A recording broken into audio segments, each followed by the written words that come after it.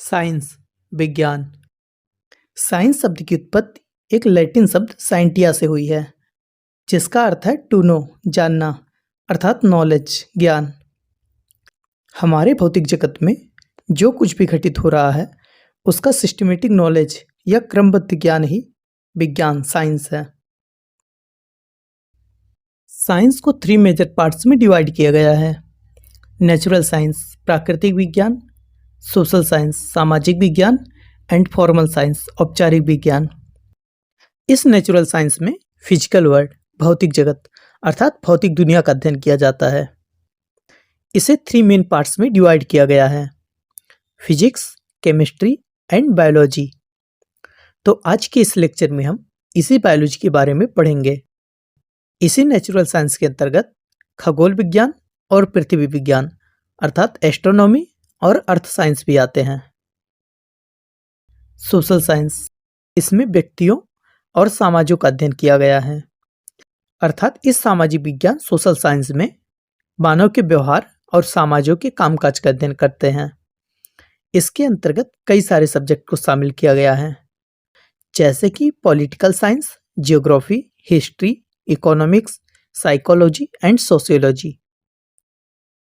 Formal science, औपचारिक विज्ञान, इसके अंतर्गत औपचारिक प्रणालियों का उपयोग करके ज्ञान उत्पन्न किया जाता है।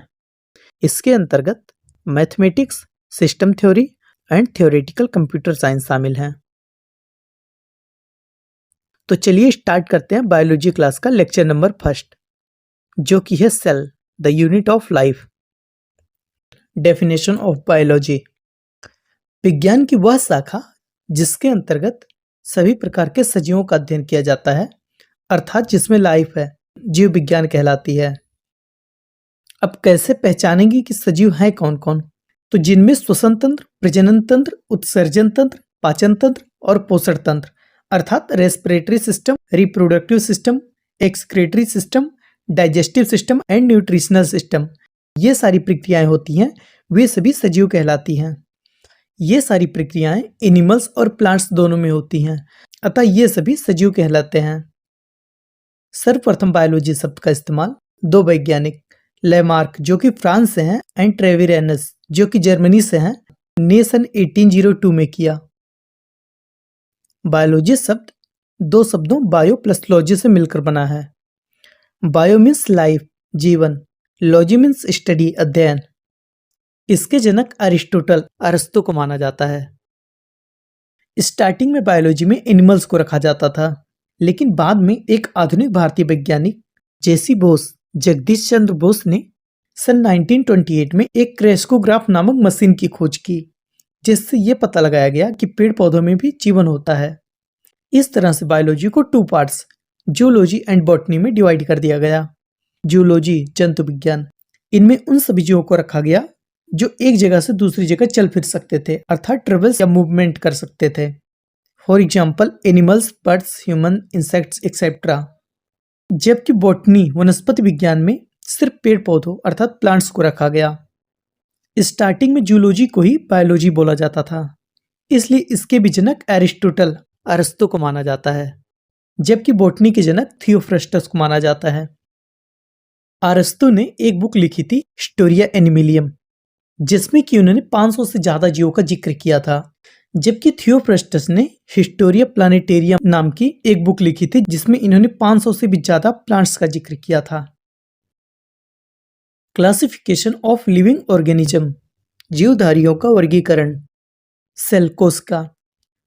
सेल किसी भी जीव की सबसे छोटी इकाई होती है, अर्थात जो लिविंग ऑर्गेनिज्म होते हैं उनमें सबसे छोटी इकाई कोशिका होती है।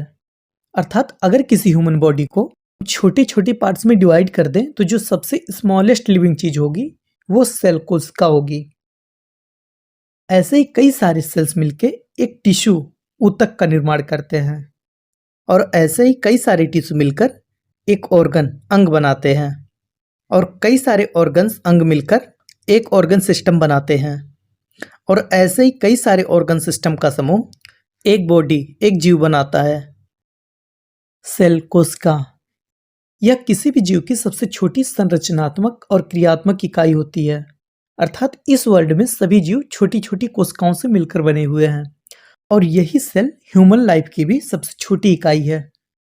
यह मानव शरीर की सबसे छोटी ऐसी इकाई है जो कि हर काम कर सकता है। सजीवों की सभी जैविक क्रियाएं इसी कोशिका के अंदर ही उपस्थित होती हैं। प्रत्येक जीव का जीवन एक कोशिका से ही स्टार्ट होता है। यह सेल शब्द लैटिन भाषा के सेलुला से लिया गया है, जिसका अर्थ होता है छोटा कमरा। इसका बायोलॉजिकल नेम साइटो है। सेल का अध्ययन, कोशिका का अध्ययन साइटोलॉजी कहलाता है।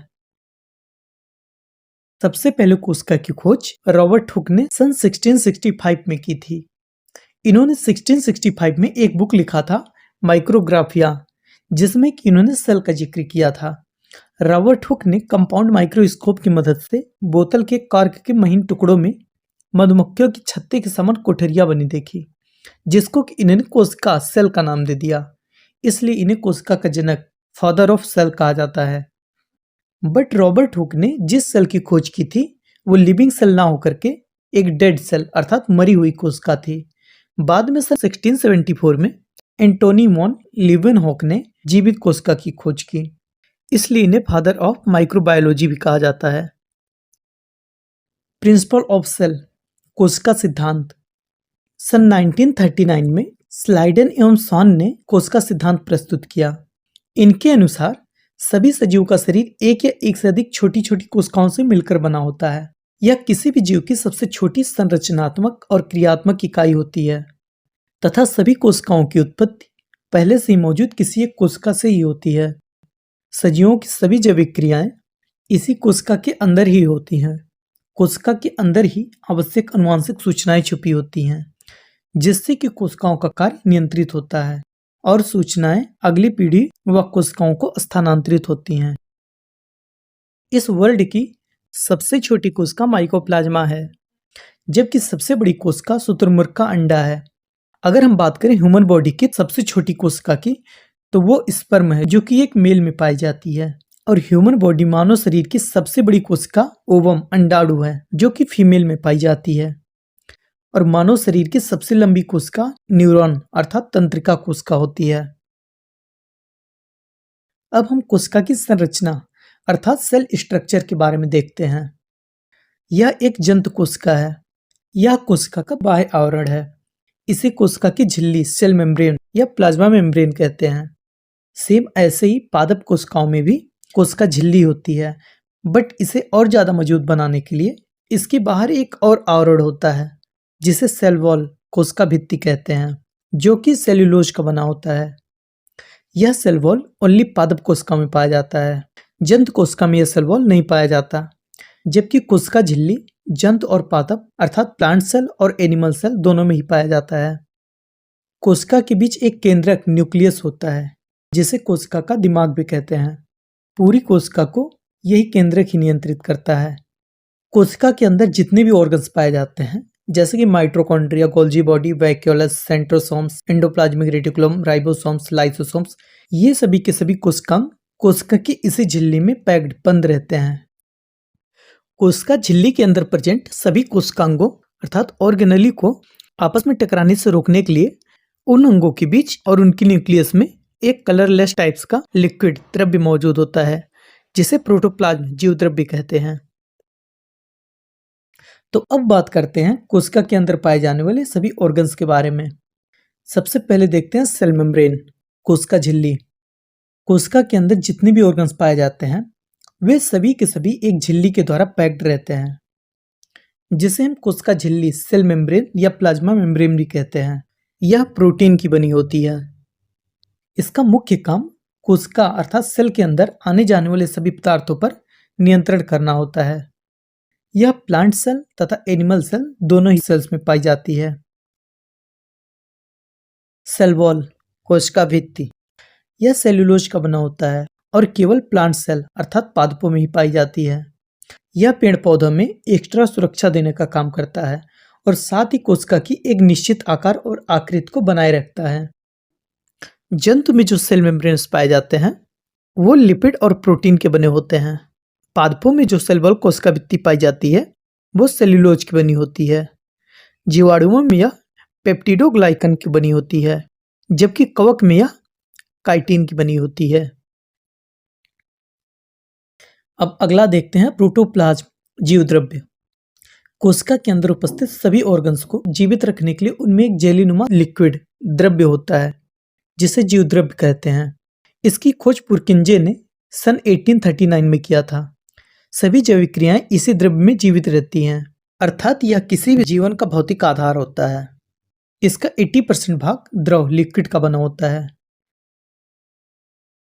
यह प्रोटोप्लाज्म 2 टाइप्स का होता है, साइटोप्लाज्म कोशिका द्रव्य एंड न्यूक्लियोप्लाज्म केंद्रिका द्रव्य।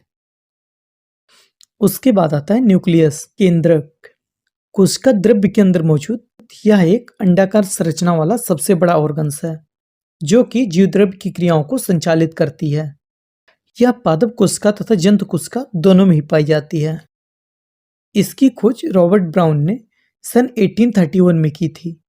यह कोशिका को नियंत्रित करता है, इसलिए इसे कोशिका का ब्रेन भी कहते हैं। इसमें 80% प्रोटीन और 10% डीएनए पाया जाता है। यह कोशिका का सबसे महत्वपूर्ण ऑर्गन्स अंग होता है क्योंकि कोशिका की सारी वंशानुगत जानकारियां मुख्य रूप से इसी केंद्रक न्यूक्लियस में ही छुपी होती हैं। अर्थात इसी केंद्रक में क्रोमोसोम्स पाए जाते हैं जिनके अंदर डीएनए और आरएनए पाए जाते हैं। यह न्यूक्लियस सिर्फ यूकैरियोटिक कोशिकाओं में ही प्रेजेंट होता है। प्रोकैरियोटिक कोशिकाओं में यह न्यूक्लियस प्रेजेंट नहीं होता। नेक्स्ट आता है माइटोकॉन्ड्रिया, सूत्रकणिका। यह किसी भी कोशिका के अंदर उपस्थित गोलाकार या सूत्राकार और दोहरी झिल्ली से घिरा हुआ एक ऑर्गन्स होता है जिसका मुख्य कार्य पोषक तत्वों को तोड़ने और कोशिका के हर एक हिस्से में ऊर्जा पहुंचाना होता है। इसे अल्बर्ट वॉन कोलिकर ने 1857 में कीड़ों की स्वैच्छिक रेखित मांसपेशियों में खोजा था। बाद में 1886 में रिचर्ड ऑल्टमैन द्वारा इसका नाम बायोब्लास्ट रखा गया, जिसके 12 साल बाद कार्ल बेंडा ने इस अंग का नाम बदलकर माइटोकॉन्ड्रिया रख दिया। हम लोग जो ऑक्सीजन लेते हैं वो हमारे ब्लड में मौजूद हीमोग्लोबिन के थ्रू इसी माइटोकॉन्ड्रिया में जाता है, अर्थात ऑक्सीशोषण का काम करता है। इस ऑक्सीजन के फलस्वरूप माइटोकॉन्ड्रिया में एक चक्र, एक साइकिल चलती है जिसे हम क्रेब्स साइकिल कहते हैं, जिससे इसमें प्रेजेंट एंजाइम भोज्य पदार्थों को ऑक्सीकरण करके एटीपी तथा ग्लूकोज बनाते हैं, जिसके फलस्वरूप हमें एनर्जी, ऊर्जा प्राप्त होती है। इसलिए इसे कोशिका का पावर हाउस, ऊर्जा घर भी कहते हैं। इसकी आंतरिक दीवारें क्रिस्टी कहलाती हैं। नेक्स्ट आता है गोल्जी बॉडी, गोल्जी काय। यह ऊर्जा के ट्रांसपोर्टेशन, परिवहन का काम करता है, अर्थात एक जगह से दूसरी जगह भेजने का काम करता है। जैसे कि राइबोसोम्स प्रोटीन का निर्माण करता है तो उस प्रोटीन को दूसरे ऑर्गन्स तक पहुंचाने का काम गोल्जी बॉडी करता है। इसे कोशिका का ट्रैफिक पुलिस भी कहते हैं। इसकी खोज सन 1898 में कैमिलो गोल्जी ने किया था। इस गोल्जी बॉडी को गोल्जी अपार्टस और गोल्जी कॉम्प्लेक्स भी कहते हैं। वैक्यूल्स, प्रस्थानी। यह कोशिका के अंदर झिल्ली से घिरा हुआ एक ऑर्गन्स होता है जिसमें 90% जल भरा होता है, जिसे कोशिका द्रव या कोशिका रस भी कहते हैं। इस कोशिका द्रव में खनिज लवण, कार्बोहाइड्रेट्स इत्यादि पाए जाते हैं। यह वैक्यूल्स एनिमल सेल, जंतु कोशिकाओं में छोटा, जबकि पादप कोशिका अर्थात प्लांट सेल्स में बहुत बड़ा होता है। सेंट्रोसोम्स, तारककाय। सेंट्रोसोम की खोज टी बोवेरी ने 1888 में की। इसका काम सेल डिवीजन, पुनर्निर्माण करना होता है। यह सेंट्रोसोम्स छोटे बच्चों में ज्यादा एक्टिव होता है। जरूरत से ज्यादा सेंट्रोसोम्स एक्टिव हो जाने पर सेल डिवीजन बहुत फास्ट होने लगेगा और वहां पर कैंसर का रूप ले लेगा। लीवर में सेल डिवीजन बहुत फास्ट होता है, इसलिए लीवर में चोट लग जाने या कट जाने पर यह खुद ही अपने आप को रिकवर कर लेता है। जबकि अगर ब्रेन में चोट लग जाए तो वह सही नहीं हो पाता, क्योंकि ब्रेन में जो सेल डिवीजन होता है वह बहुत स्लो होता है। एंडोप्लाज्मिक रेटिकुलम, अंतःप्रद्रव्य जालिका। इसकी खोज सन 1969 में कीथ आर पोर्टर ने की थी। यह कोशिका को आंतरिक सहायता प्रदान करता है, अर्थात आंतरिक कंकाल का काम करता है। यह 2 टाइप्स का होता है। इसका एक साइड स्मूथ होता है क्योंकि इस पर फैट अर्थात वसा पाया जाता है, जबकि इसका दूसरा साइड रफ होता है। स्मूथ एंडोप्लाज्मिक रेटिकुलम चिकना अंतः प्रद्रव्य जालिका। यह चिकना होता है और कार्बोहाइड्रेट्स तथा वसा का निर्माण करता है, जबकि रफ एंडोप्लाज्मिक रेटिकुलम के पास छोटे छोटे दाने के समान संरचना पाई जाती है, जिसे राइबोसोम्स कहा जाता है। इस राइबोसोम्स को प्रोटीन की फैक्ट्री कहते हैं। नेक्स्ट आता है राइबोसोम। यह कोशिका के अंदर का सबसे छोटा ऑर्गन्स होता है, जो कि आरएनए तथा प्रोटीन की बनी होती है। यह प्लांट सेल तथा एनिमल सेल दोनों ही कोशिकाओं में पाया जाता है। इसकी खोज जॉर्ज ई पैलेड ने सन 1953 में की थी। यह राइबोसोम्स सेल के अंदर प्रोटीन का निर्माण करता है। यह राइबोसोम्स 2 टाइप्स का प्रोटीन निर्माण करते हैं, 70S 70 sedimentation and 80S 80 sedimentation. 70 sedimentation के जो प्रोटीन होते हैं वो हल्के होते हैं तथा प्रोकैरियोटिक कोशिकाओं में पाए जाते हैं, जैसे कि बैक्टीरिया, माइटोकॉन्ड्रिया, इन सभी में 70S प्रोटीन पाए जाते हैं। इन्हें देखने के लिए माइक्रोस्कोप की जरूरत पड़ती है। ये नॉर्मल आंखों से नहीं देखे जा सकते। जबकि जो 80 सेडिमेंटेशन के प्रोटीन होते हैं वो भारी होते हैं तथा यूकैरियोटिक कोशिकाओं में पाए जाते हैं, जैसे कि प्लांट्स, एनिमल्स, इन सभी में ये पाए जाते हैं और इन्हें देखने के लिए माइक्रोस्कोप की जरूरत नहीं पड़ती। ये नॉर्मल आई से भी देखे जा सकते हैं। नेक्स्ट आता है लाइसोसोम, जल अपघटक एंजाइम। लाइसोसोम्स को कोशिका का आत्मघाती थैली, सुसाइड बैग भी कहा जाता है, क्योंकि यह डेड सेल को खा के डाइजेस्ट करने अर्थात पाचन करने का काम करती है। इसकी खोज बेल्जियम के जीव विज्ञानी क्रिश्चियन डी ड्यूवे ने की थी। लाइसोसोम्स में बहुत ही शक्तिशाली डाइजेस्टिव हाइड्रोलिटिक एंजाइम पाए जाते हैं, जो कि कार्बनिक पदार्थों को तोड़ने का काम करते हैं।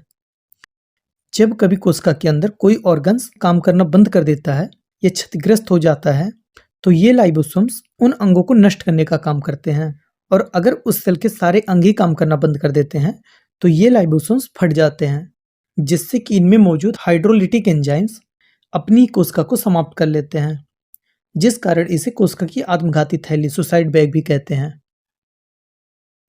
अब नेक्स्ट देखते हैं सिलिया एंड फ्लैजेला। यह सिलिया एंड फ्लैजेला एक बाल के समान संरचना होती है, जो कि कोशिका के आउटर सरफेस, बाह्य भाग में पाई जाती है। यह कोशिका को गति प्रदान करती है। यह सिलिया एंड फ्लैजेला सिर्फ जंतु कोशिकाओं में पाई जाती है, जिसमें सिलिया छोटा होता है जबकि फ्लैजेला बड़ा होता है। प्लास्टिड, लवक। यह केवल पादप कोशिकाओं में ही पाया जाता है, जंतु कोशिकाओं में यह नहीं पाया जाता। यह 3 टाइप्स का होता है, क्लोरोप्लास्ट हरित लवक, ल्यूकोप्लास्ट अवर्णित लवक, क्रोमोप्लास्ट वर्णित लवक। क्लोरोप्लास्ट हरित लवक। यह क्लोरोप्लास्ट प्लांट्स के तनों व पत्तियों में पाया जाता है और भोजन निर्माण का कार्य करता है। इसके अंदर हरे रंग की एक पर्णहरित पाई जाती है, जिसकी सहायता से पौधे प्रकाश संश्लेषण करते हैं। इस हरित लवक क्लोरोप्लास्ट को पादप की रसोई कहते हैं। ल्यूकोप्लास्ट अवर्णित लवक। यह एक रंगहीन लवक है जो कि भोज्य पदार्थों को स्टोर करने का काम करता है। यह पौधे के उस भाग में पाया जाता है जहां पर सूर्य का प्रकाश नहीं पहुंच पाता, अर्थात उनके जड़ों में पाया जाता है। क्रोमोप्लास्ट वर्णित लवक। यह एक रंगीन लवक है जो कि उनके फलों, फूलों और उनके बीजों में रंग प्रदान करता है। टमाटर, गाजर और चुकंदर, इन सब का लाल रंग इसी क्रोमोप्लास्ट के कारण होता है। इसमें क्वेश्चन पूछा जाता है कि टमाटर का लाल रंग किस क्रोमोप्लास्ट वर्णित लवक के कारण होता है। टमाटर का लाल रंग लाइकोपिन क्रोमोप्लास्ट के कारण होता है। गाजर का लाल रंग कैरोटीन क्रोमोप्लास्ट के कारण होता है और चुकंदर का लाल रंग बीटानिन क्रोमोप्लास्ट के कारण होता है। अब देखते हैं जंतु कोशिका और पादप कोशिका में अंतर। जंतु कोशिका एनिमल सेल गोल आकार का होता है और साथ ही यह साइज में प्लांट सेल से छोटा होता है, जबकि पादप कोशिका अर्थात प्लांट सेल यह चौकोर आकार की होती है। यह साइज में एनिमल सेल से बहुत बड़ा होता है। कुछ कोशिकांग ऑर्गेनेली जंतु और पादप दोनों ही कोशिकाओं में पाए जाते हैं, जैसे कि mitochondria, Golgi body, vacuoles, ribosomes, nucleus and cell membrane. ये दोनों ही सेल्स जंतु कोशिका और पादप कोशिका दोनों में ही पाए जाते हैं। यह वैक्यूल्स एनिमल सेल जंतु कोशिकाओं में छोटा होता है, जबकि पादप कोशिका अर्थात प्लांट सेल में बड़ा होता है। जबकि कुछ ऑर्गन्स हैं वो सिर्फ जंतु कोशिकाओं में पाए जाते हैं, जैसे कि सीलिया, फ्लैजेला, लाइसोसोम एंड सेंट्रोसोम। ये सिर्फ जंतु कोशिकाओं में ही पाए जाते हैं, पादप कोशिकाओं में ये नहीं पाए जाते। छोटे पौधे में तो कोशिका विभाजन का काम सेंट्रोसोम ही करता है, लेकिन जो बड़े पेड़ पौधे होते हैं उनमें कोशिका विभाजन सेल प्लेट द्वारा होता है। जबकि कुछ ऑर्गन्स हैं जो कि प्लांट्स में ही पाए जाते हैं, जंतु कोशिकाओं में नहीं पाए जाते हैं, जैसे कि सेल वॉल, कोशिका भित्ति, plastid, लवक and chloroplast.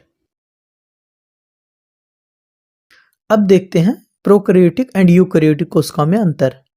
Difference between prokaryotic and eukaryotic cell. अभी तक जो हमने पढ़ा वो कोशिका के अंदर प्रेजेंट सभी ऑर्गन्स के बारे में समझा, बट अब समझते हैं कि जो कोशिका होती है वह भी अपने आप में 2 टाइप्स की होती है, प्रोकैरियोटिक एंड यूकैरियोटिक। पृथ्वी पर जितने भी जीव हैं उन सभी का जीवन या तो प्रोकैरियोटिक कोशिकाओं या तो यूकैरियोटिक कोशिकाओं से बने हुए हैं। वैज्ञानिकों का मानना है कि जो यूकैरियोटिक सेल्स हैं वे सभी लगभग 2.7 बिलियन साल पहले प्रोकैरियोटिक सेल से ही विकसित हुए थे।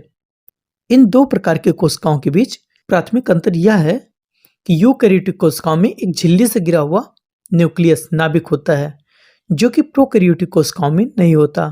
प्रोकैरियोटिक कोशिकाओं में जो राइबोसोम्स पाई जाती है वह 70S प्रकार की होती है, जबकि यूकैरियोटिक कोशिकाओं में यह 80S प्रकार की होती है। प्रोकैरियोटिक कोशिकाओं में सेंट्रोसोम्स नहीं पाया जाता, जबकि यूकैरियोटिक कोशिकाओं में सेंट्रोसोम पाया जाता है। प्रोकैरियोटिक कोशिकाओं में जो श्वसन होता है वो प्रोटोप्लाज्म जीवद्रव्य द्वारा होता है, जबकि यूकैरियोटिक कोशिकाओं में जो श्वसन होता है वो माइटोकॉन्ड्रिया द्वारा होता है। प्रोकैरियोटिक कोशिका में जो सेल वॉल पाया जाता है वो पेप्टिडोग्लाइकन की बनी होती है, जबकि यूकैरियोटिक कोशिकाओं में जो सेल वॉल पाया जाता है वह सेल्यूलोज की बनी होती है। प्रोकैरियोटिक कोशिका को हम नॉर्मल आंखों से नहीं देख सकते, इन्हें देखने के लिए माइक्रोस्कोप की जरूरत पड़ती है, जबकि यूकैरियोटिक कोशिकाएं नॉर्मल आंखों से भी देखी जा सकती हैं। प्रोकैरियोटिक कोशिका के एग्जाम्पल है बैक्टीरिया, माइकोप्लाज्मा, नीले हरे शैवाल, जबकि यूकैरियोटिक कोशिकाओं के एग्जाम्पल्स हैं एनिमल्स, प्लांट्स, प्रोटिस्ट, फंगाई, ये सभी।